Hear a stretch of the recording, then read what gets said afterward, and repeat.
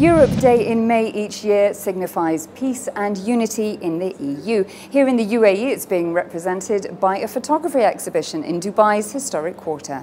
Emphasizing the long-standing collaboration between the EU and the UAE are the works of Emirati and European photographers who are capturing the modern history and the heritage of the Emirates.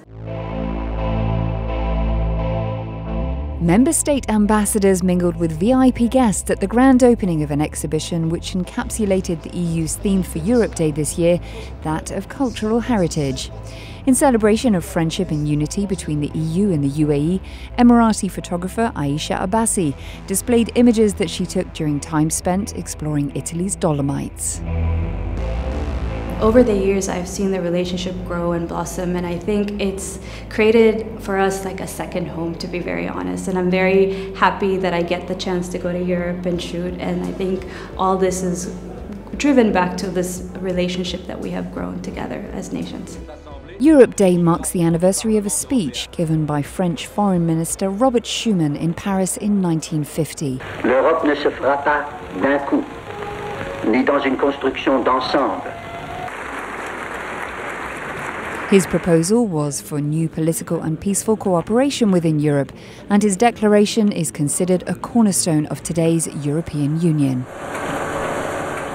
To discuss Europe's long-standing trade ties and cultural exchange with the Emirates, the EU's ambassador to the UAE, Patrizio Fondi, sat down with Inspire for an exclusive interview. Ambassador, a very warm welcome to Inspire Middle East. Thank you. The Europe Day celebrations are open to the public. Tell me, what can they expect in terms of the cultural dialogue? You know, we try throughout the celebration of Europe Day to underline the dialogue going on between European Union and the UAE. And the dialogue this time is between photographers. We wanted to have Emirati and European photographers and to see the different perspectives. Tell me, what are the points of commonality between the EU and the UAE in terms of culture and values? The first thing I can think of is tolerance, for example, which is really, especially for different religion, different people, different habits, we share this value, which is really to have all people respected in their, let's say, stand. Also, we share a lot the empowerment of women. Then also, we share a lot the care for humanitarian aid. You know, the European Union is the biggest donor in the world, but the UAE is the biggest donor per capita. And of course, also economic linkages are very, very important. Well, that brings me neatly to the topic of total trade between the EU and the UAE. What does the year ahead look like? We are very satisfied about the trend in the last 10 years because we actually increased the trade with this country of 54%, which is really a huge amount.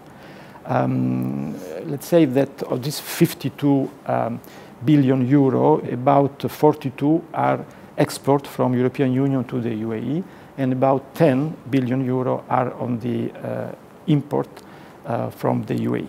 We also should consider that in the next years there is one trend, which is the diversification of economy in the UAE. They want to be less dependent on the oil and to be more diversified. So this means they will develop a lot the manufacturing sector. And this is, of course, an opportunity, not only for them, but also for European businessmen. And this will lead, in our opinion, also to a more balanced trade stand. What other areas of cooperation and bilateral trade might appear on the horizon in the next year or so? Yes. At the moment, the most important items for export from European Union is industrial, actually, goods.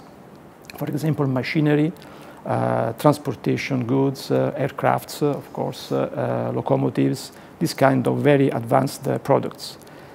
On the other side, we import as European Union, especially fuel, lubricants and other related issues, and some manufactured goods.